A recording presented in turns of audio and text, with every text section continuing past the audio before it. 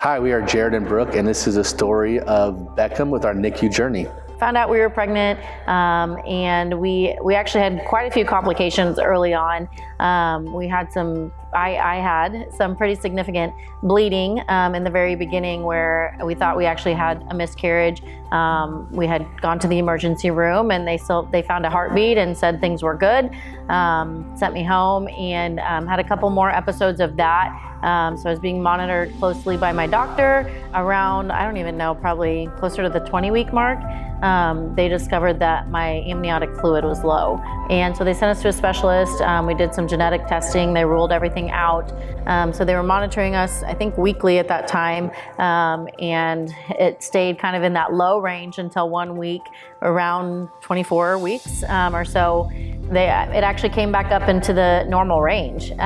We were really excited about that, and thought we were gonna get to the full-term pregnancy, because they had obviously predicted all the worst-case scenarios. You know, if the amniotic fluid stayed low, he would need to be delivered early, NICU stay, all that stuff. But crazy enough, about I think 4 days probably after that, I woke up in the middle of the night and found out my water had broke, and was confused for a little bit, trying to figure out if the water broke, like what happened. I had, I think, just turned 25 weeks.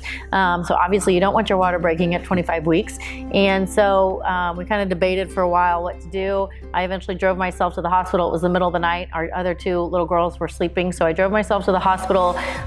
They confirmed that my water had broke. They, admitted me. By this time it's, I don't know, 6, 7 in the morning. Jared is trying to find someone to come stay with our girls so he can meet me up there. If you're in this journey, you may have experience, if you had any hospital stays and they had to hold off labor, the famous magnesium drip where your skin is on fire. Couldn't eat for 24 hours, but gave me the steroid shot, all that stuff. But they were able to I never really went into labor. My body never started labor. So they were able to hold that off. But I was hospitalized and put on bed rest, and had to stay there in the hospital. And they told me if I could make it past like the 24 to 48 hour mark, that hopefully I could make it all the way to 34 weeks when he would be delivered. But that meant 6 weeks in the hospital. And this happened to be in March of 2020 when COVID was hitting and the world was shutting down. And so it was really challenging, because I was able to have adult visitors the first few days, and then they kind of shut that down, and they said that my spouse was the only visitor allowed, and they were not allowing kids in at the time. And so that was really hard. So I had 2 little girls at home, the youngest being 18 months old, and I didn't get to see my girls for 20 days. Which really sucked. And I got to see them on FaceTime, but I didn't get to hold them or touch them for almost 3 weeks. And one night Jared had came in, we were having a date night at the hospital, and it was a Friday night or Saturday night, one of the two. Everything was good. He went home, and the nurses came in right before I went to bed to kind of monitor, check his heart rate and all that stuff. And I could tell the nurse was getting a little concerned, having a hard time finding the heart rate. Then it was, okay, they found it. It's kind of dipping a little bit. More nurses are coming in, and all of a sudden I sense everything gets heightened, and they're like, okay, we're going to have a baby. We're going to live. I'm like, now? Like, how long do I have? They said 15 minutes. So I called Jared. I'm like, get here right now. We have to deliver. And so that was, obviously pretty traumatic experience. So he was able to get there right in time. When she was in the hospital for 17 days, it's kind of a whole new world. You go from thinking that everything's going to be normal and that you're just going to be able to go to the doctor and have your follow-up appointments and come back. And then all of a sudden she's in there for 17 days. When you have little ones, they don't understand that. It's kind of hard balancing the role of being mom and dad at the same time. And so I'd go in there at night. When they go to bed, I'd go in there late at night with her and spend some time with her. And like she said, we had more date nights then, because there's nothing else to do. So I'd sit there in the hospital bed with her, and we'd eat and watch a movie or something like that. And so, but I remember getting home and she calling me saying, you got to get here, right away. And so headed back and went through that whole process, and obviously was up all night long. A whole new experience. You're not expecting any of that kind of stuff. And so, long story short on that, I remember going back to following the baby down into the NICU, following Beckham down there. and running all their tests and stuff, and things they wouldn't let you be in the room for because of things that they had to do as far as getting an IV in place and intubating them. And, he had everything hooked up you could possibly think of. You're thinking, he's at 2 pounds, 2 ounces when he was born. You're thinking, how can you hook up even more stuff to him at that time? And so, just seeing how he was and going back up and trying to relay information to her, then running back downstairs, getting more information, running it back up to her because she couldn't go see him yet. And then finally when they would wheel her down there to be able to see him, and she enough just for her to kind of lean her head forward and check him out and stuff like that, because at that time we couldn't really hold him. It was a couple of days before they let us hold him, and so it was definitely an extensive journey, and that started our 87 days of being in there, and a lot of ups and downs. There's so many times what you'll learn as you go through this process is you'll have some few good days in a row, and then all of a sudden you go backwards 2 days, and a few good days in a row, you go backwards 2 days, and they're weighing your baby every single day. You never thought you'd be so happy to see someone put on 1 ounce. 1 ounce. They put on 1 ounce, you just cheer them on like, good job, buddy, you're doing so good. And just seeing that progression over that time period is just it's very unexpected. You don't know what to think, what to expect, what's going right, what's going wrong. You're learning so much. You're just kind of at the mercy of everybody else telling you what's going on, and you just have to trust at that point. You're going to be in there minimum of 8 to 10 weeks is what they were telling you.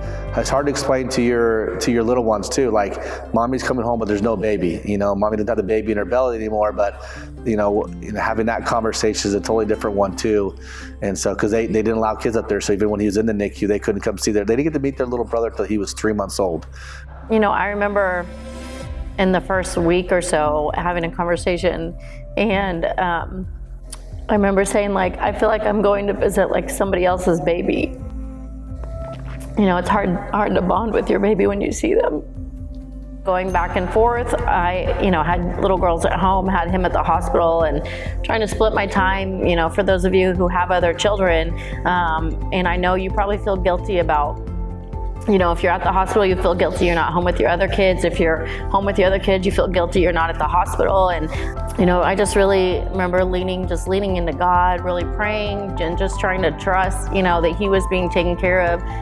And him and I trying to process through our emotions and talk about, how you're feeling. And I just encourage you, if you're going through this, you need to talk to someone. Whether it be your spouse or someone in your family, you need to be processing through these emotions. Don't bottle everything up. I remember it stretching on, like Jared said, and they told us that he would probably be there up until his due date, but we were kind of stubborn, like, no, that's not going to happen. He's coming home way before that. And so when it got close to his due date, I remember he was still struggling with feeds. He wasn't taking a full feed. He would tire out and fall asleep.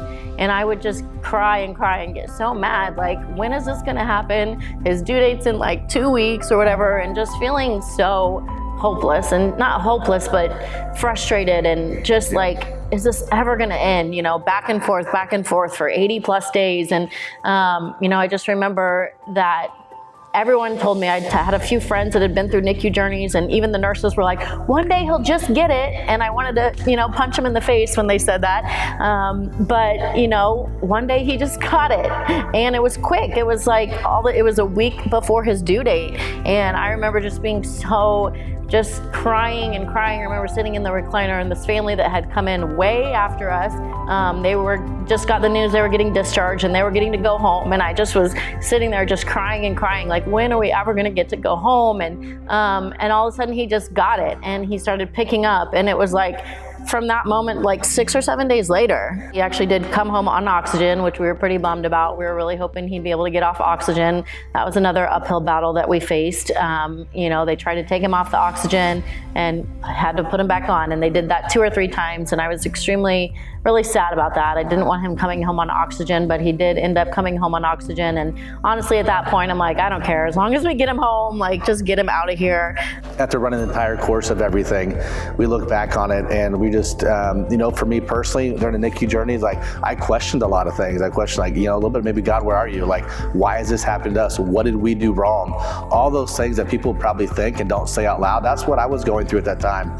And so when we got a chance to bring him home and see how things were going, like, there's victory in all of it. I mean, now he turns 3 here this month, and so he's 3 years old. He's one of the happiest little babies you'll ever see. People always ask, like, he seems like he's so happy, he smiles and he giggles all the time. Like, why is he so much happier? I said, he's probably happy because he's just happy that he's alive, you know, because he literally was fighting for his life a couple times in the NICU. I remember, like, I was holding him, and then all of a sudden all his stats would fall, and he turns blue, and his heartbeat's not beating. They would run over, grab him, and do little chest compressions and get him going again and kind of stimulate him a little bit. And they're like, well, you're done holding him for the day. I'm like, yeah, you're right. I'm not touching him ever again, you know, because I thought it was me was the reason. We really had to rely on our faith and trust, but also our support system. We had a really great support system.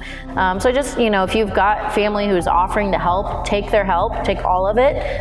We had so many great friends who were, offering us meals, and they were delivering meals to us and offering, to help out in any way they could. And I just encourage you to take that help because you're going to need it, and it's okay, and it's going to be beneficial. And so, there were certain songs that got us through, some really, some praise and worship songs that we just really leaned in and, blasted them on the way to the NICU. It was like blasting these songs to just crying out to God and praying and just believing that, he was going to pull us through, and that our little boy would be fine, because, you're going to hear this too. The doctors are going to give you all the worst case scenarios. They're going to, predict, well, he could this and he could this and he could have this and, all these things. And you're just like, oh my gosh, is my child, are they going to have this or that, and even that first year, watching for all the milestones and making sure they're developing, and